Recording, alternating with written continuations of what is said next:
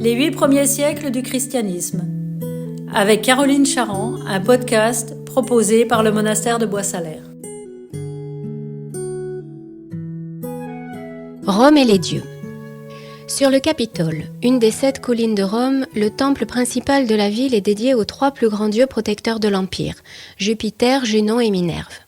Chaque début d'année, comme après toute victoire importante, il est le théâtre d'une cérémonie religieuse célébrée en grande pompe par l'empereur en personne. Là, suivant un rituel minutieusement réglé, de nombreux animaux, les cornes dorées et ornées de bandelettes, sont immolés aux dieux. Une fois mis à mort, ils sont dépecés. Leurs entrailles sont préparées et brûlées sur l'autel, car les divinités se nourrissent de leur fumée. Les chairs sont ensuite consommées par tous les participants à l'occasion d'un immense banquet. Une manière, à travers le repas, de communier avec les dieux tout en consolidant la communauté humaine. S'ensuivent plusieurs jours de jeu, c'est-à-dire des réjouissances données au peuple. Des pièces de théâtre, des courses de chars, des combats de fauves, des combats de gladiateurs, toutes sortes de distractions satisfaisant le goût pour le spectaculaire, la violence et le sang d'une société qui ne connaît pas la pitié pour les faibles. Partout dans l'Empire romain et plusieurs fois par mois, les grandes fêtes religieuses publiques se déroulent de la sorte.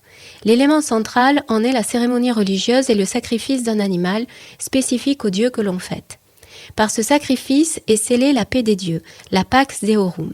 Celle-ci garantit l'entente cordiale entre les dieux et les hommes, mais aussi l'équilibre de l'univers tout entier. Les Romains conçoivent la relation au monde divin sur le mode du contrat. Je donne pour que tu donnes. Chacun doit honorer sa part, les dieux en accordant leur aide et leur faveur aux hommes, et les hommes en offrant des sacrifices selon des rites très exactement exécutés. Si les dieux, après avoir reçu les sacrifices adéquats, ne se montrent pas assez généreux, les hommes en contrepartie n'hésitent pas à diminuer leurs offrandes ou bien à s'adresser à d'autres divinités. La religion romaine est donc basée sur l'observance scrupuleuse des rites. Elle est une religion du faire et non du croire, car toute conviction intérieure est laissée de côté, aussi bien de la part des célébrants que des participants. Les grandes histoires de la mythologie chantées par les poètes relèvent plus du domaine littéraire que religieux. Il n'est pas nécessaire ni utile d'y croire. La religion romaine ne comporte pas non plus de dimension éthique et elle n'offre aucune perspective de transformation particulière, pas même après la mort. Car pour les Romains, la vie après la mort, au mieux, n'est qu'une grise et ennuyeuse copie de la vie présente. La fonction essentielle de la religion consiste à assurer le bien-être de la communauté ici-bas en se conciliant les bonnes grâces du monde divin. En ce sens, elle est éminemment politique, au sens antique du terme. Elle est une institution de la vie collective parmi d'autres, concourant au bon fonctionnement de la société.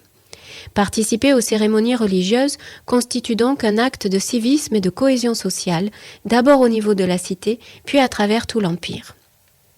C'est pourquoi la religion traditionnelle romaine est aussi l'un des fondements de l'État, dans lequel elle est intimement imbriquée.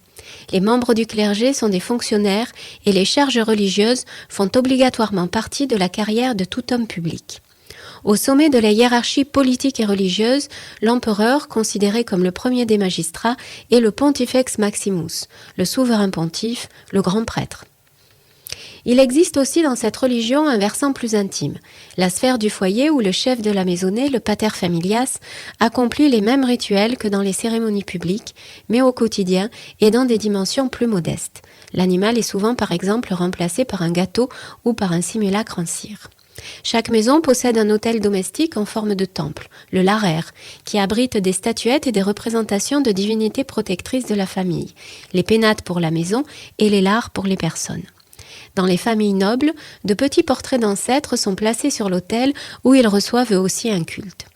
C'est dans cette sphère intime que se vivent les rites relatifs à la mort et à l'au-delà. Très superstitieux, les Romains craignent que les âmes des défunts, sous l'effet de l'envie ou d'un désir de vengeance, ne puissent revenir et nuire aux vivants. Pour les apaiser, ils leur dédient des cérémonies spécifiques à certaines périodes de l'année. À partir d'Octave Auguste, le premier empereur qui règne à la toute fin du 1er siècle avant Jésus-Christ, la religion romaine s'enrichit d'un nouveau culte, le culte à l'empereur dispensé de son vivant pour assurer son salut et celui de l'Empire. Des sacrifices d'animaux sont bien sûr offerts, mais le culte consiste le plus souvent à brûler de l'encens devant son portrait, présent dans la moindre cité de l'Empire. Après sa mort, l'empereur peut être divinisé sur la base de ses mérites par décision du Sénat. Il accède au rang de Dieu par une cérémonie officielle, l'apothéose. Le culte des dieux du panthéon romain s'impose à tous les habitants de l'Empire. Chaque cité possède ainsi son temple capitolin, réplique de celui de la ville éternelle. Mais il ne se substitue pas à ceux déjà existants sur un territoire avant sa conquête par Rome. Les peuples soumis sont autorisés à garder leurs dieux et leurs fêtes à partir du moment où ils ne sont pas contraires à la loi romaine et ne troublent pas l'ordre public. Dans le polythéisme, en effet, les différents dieux se font moins concurrence qu'ils ne s'influencent, s'empruntent leurs attributs, se cumulent, se superposent, voire fusionnent pour donner naissance à de nouvelles divinités, comme le dieu Sérapis à Alexandrie. Les Romains n'éprouvent donc aucune difficulté à intégrer dans leur panthéon une divinité étrangère s'ils lui reconnaissent un pouvoir ou une fonction spécifique. Pour eux, la protection dont jouira l'Empire n'en sera que plus grande. Une exception cependant. La religion juive, seule religion monothéiste de l'Empire, jouit depuis Jules César et Auguste d'un statut protégé par l'État. Aux Juifs sont accordées la liberté de culte, la possibilité de suivre leurs coutumes, notamment le repos du Shabbat, la protection des synagogues. Les Juifs sont par ailleurs dispensés des devoirs civiques incompatibles avec les exigences de leur foi, comme le service militaire ou bien les cérémonies religieuses publiques. Ils restent pour autant tenus au même titre que les autres habitants de rendre un culte pour le salut de l'empereur et de l'Empire. Ils le font à leur manière. On trouve dans les synagogues des dédicaces, des stèles, des couronnes dorées à la gloire de l'empereur, tandis qu'au temple de Jérusalem, les prêtres offrent un sacrifice quotidien pour l'empereur et la déesse Rome. Un tel régime d'exception ne s'explique pas par une sympathie ou un attrait particulier pour la foi juive, que les Romains en règle générale connaissent mal et qu'ils appréhendent à l'aune de leur propre échelle de valeurs forcément inadaptée. Certaines pratiques leur font horreur, comme la circoncision qu'ils assimilent à une mutilation. D'autres suscitent la satire des écrivains, notamment l'interdiction de manger de la viande de porc. Les Juifs sont régulièrement accusés de misanthropie ou haine du genre humain, parce qu'ils constituent une communauté fermée, ayant ses coutumes propres et vivant en marge du mode de vie de la civilisation gréco-romaine, qui se définit quant à elle comme la culture de l'humanisme, c'est-à-dire la philanthropie. La tolérance légale a elle aussi ses limites. Les citoyens romains qui ne sont pas juifs d'origine et sont devenus prosélytes ou craignant Dieu encourent une condamnation pour mœurs juives, équivalent à une condamnation pour impiété, car la piété consiste à honorer les dieux de la cité. Les Juifs restent aux yeux des Romains des barbares, et la conversion au judaïsme est perçue comme une trahison à l'égard de la tradition des ancêtres, le mos maiorum. Pourtant, c'est précisément en raison de leur attachement à la coutume des anciens que les Romains respectent avant tout le judaïsme. Pour eux, si fiers des 800 ans d'âge de leur religion, l'ancienneté du monothéisme d'Israël, qui remonte à plus du double, est à elle seule un gage de validité et d'honorabilité. Au tournant du 1er siècle de notre ère, il devient manifeste que la sensibilité religieuse générale a changé. Se développe alors au sein de la société romaine, au sein en vérité de l'ensemble de l'Empire, un phénomène culturel de grande ampleur et qui ira croissant tout au long des 3 premiers siècles.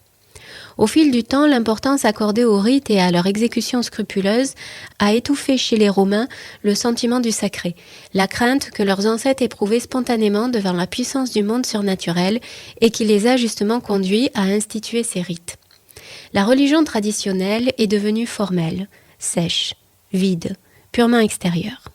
Par ailleurs, sous l'influence de la pensée philosophique qui admet depuis Platon et Aristote une divinité suprême unique, on tend à considérer la grande diversité des dieux comme les manifestations multiples d'une seule puissance divine à l'origine de tout.